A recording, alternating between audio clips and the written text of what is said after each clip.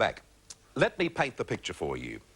Back in the 40s and 50s, if you wanted to laugh on radio from record, it was invariably Spike Jones and the City Slickers. And they were very funny, they were wonderful, but very burlesque, very vaudeville. Then came the 50s, and radio around the world was changed, and the record-buying public discovered a new star.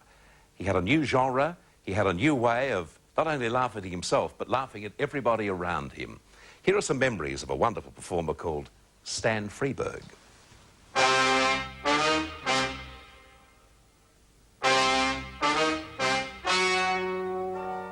The legend you are about to hear is true. Only the needle should be changed to protect the record. Could I talk to you, ma'am? Who are you? I'm St. George, ma'am. Homicide, ma'am. I want to ask you a few questions, ma'am. I understand you were almost devoured by the man. Is that right, Dragon? It was terrible. He breathed fire on me. He burned me already. Wow, man, I'll have to ask you not to shout like that. Don't holler in my ear, Well, man. it's authentic calypso. No, stand over next to the guitar man. He sent me over here. Yeah? Life could be a dream. Life could be a dream. All right, hold it, you guys. This is a rhythm and blues number. You gotta be careful or somebody liable to understand what you're singing about. Life could be a dream. Shaboom, boom, you're my precious friend. True, shaboom. Loving you. Life could be a dream, sweetheart. Come on, mumble, you guys, mumble. And let me tell you, life was never the same again for us, particularly here in Australia when he visited us on 2 occasions to sell out shows. In our Hollywood studios, it's wonderful to catch up again with Mr. Stan Freberg. Hi, Stan. Hi, Bert. I know we've got wonderful memories of you, and I know you've got wonderful memories of Australia because we've always been a terrific audience for you, haven't we? Oh, terrific. I have really wonderful memories of playing Australia. I was there twice, and I played, you're in Melbourne, right? Yes. Yeah. Well, I played that was then the new Olympic Stadium in Melbourne, and played Sydney, of course, went all the way over to Perth? What's the... Perth and Adelaide. Perth, Australia, Yep. yeah. Adelaide, yeah. And in Brisbane, yeah. Anyhow, those were great days, and in my book, have you seen my book? I certainly have. Well, I have the opening chapter of my book talks about me entering the stadium with a blazing Olympic torch in 1956. And the runner, you know, was the newspapers followed him every night in the paper. Front page, 4-column picture of a guy running with the torch. Runner nears Canberra, it said, you know. Right. And all of a sudden, then the people had no idea how I was going to make my entrance. And so I entered the stadium with a blazing Olympic torch. And it was a wonderful moment. You don't need to sell it to me because I was there, and it's a night I will never forget, Stan. Yeah, thank you. You interviewed me. I did. I remember you interviewing me. Was in Sydney, though, wasn't it? As a matter of fact, courtesy of you, I got my very first plane trip. I went from Melbourne to Sydney to interview you, and I've got to say, it was my first celebrity interview, and you were just terrific to me. You made me feel very comfortable, and I've still got it on wire, would you believe? Oh, on wire, a wire recorder? Yes. Yeah. You have to edit those by tying little knots. They have a lot of Boy Scout editors. Yeah. Stan, tell us about a couple of the commercials, particularly one which really shot you in the advertising world to instant fame, the one for the soup company. Oh, yeah. Well, the Great American Soup for the Heinz Company. Well, it was the golden age of Hollywood, and there was a lot of nostalgia. And Ann Miller, of course, was the living embodiment of the golden age of Hollywood musicals from MGM.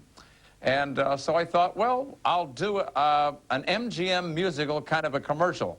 I directed it. I wrote it and directed it and produced it, but I hired Hermes Pan, who choreographed all of Fred Astaire's movies to do the choreography. And there's a great Busby Berkeley shot from overhead. It won the Cannes Film Festival, and do you have it there? We certainly do, and if you haven't seen this before, ladies and gentlemen, this is what a commercial should be all about. Have a look at this. Boy, am I hungry. What kind of soup is that? Make way for the Great American Soup. Can you give me that again? Up at the Ritz, they pass the word. to 42nd Street. Make way for the great American soup. Hey, mister, have you tried the soup that's good enough to eat? Shake hands with the great American soup. Feel that rhythm, guide your feet on the soupy road to romance. Let's face the chicken gumbo and dance. Who's got its noodles up in lights from Broadway to the Loop? It's the great. I said the great. It's the great, great, great American soup. Emily, why do you always have to make such a big production out of everything? Ah, it's a lovely commercial, Stan. Beautiful stuff. Beautiful. I was just Thank you very much. Just thinking, you know, here in Australia, of course, our first real sight and sound of you was St George and the Dragonette. But before that, you had a record which, here anyway in Australia, was banned. Tell us about John and Marcia. Oh, well, it was a takeoff on soap operas, radio soap operas. In those days, we didn't have television soap operas yet. And I thought, all this insipid dialogue going on and on and on, what if nobody ever said anything except each other's names? Like, John, Marcia, you know. And, of course, the joke was that people kept waiting for the dialogue to start, and nothing ever happened except each other's name. John, Marcia. And so that was the first record, and it was a very strange record, just using two words. Was it banned in Australia? Yes, it was, yeah. It was banned, I think, until about the early 70s. Yeah, amazing. The CBS network in America also banned it, and when I inquired as to why, the word came back, suggestive lyrics. Right? That's that wonderful. Wonderful. The mind of the censor, Yeah. yes. Stan, you've got another commercial way, there which we'd like to run. What's this one?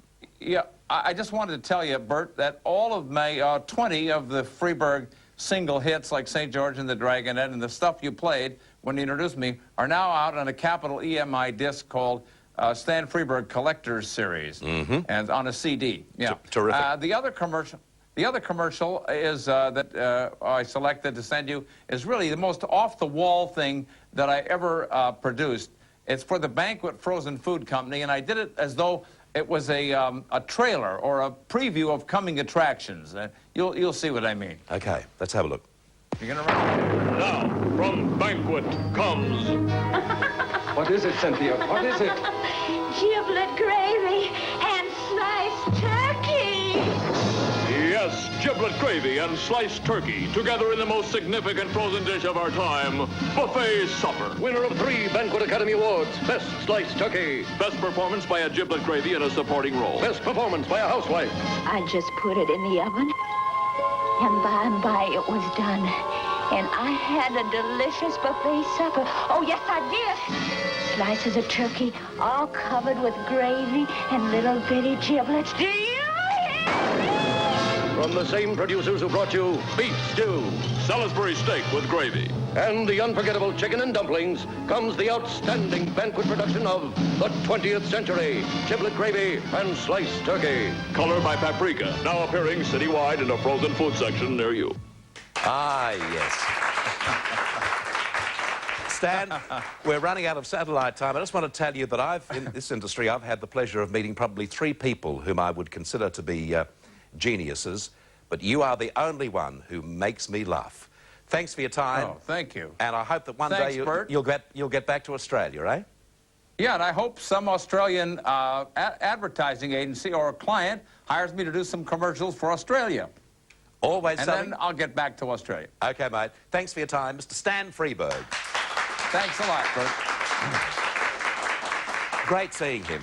Just looking through his book this morning, actually. This is the sort of humour that Stan has. The shot just there. This was a very popular television commercial in America. Just going a little closer on the doctors there. And the caption is, 9 out of 10 doctors recommend Chung King Chow Min. Which I think is just wonderful. And that's the indication, of course, of the great humour of Stan Freberg and his ability to share it. Okay.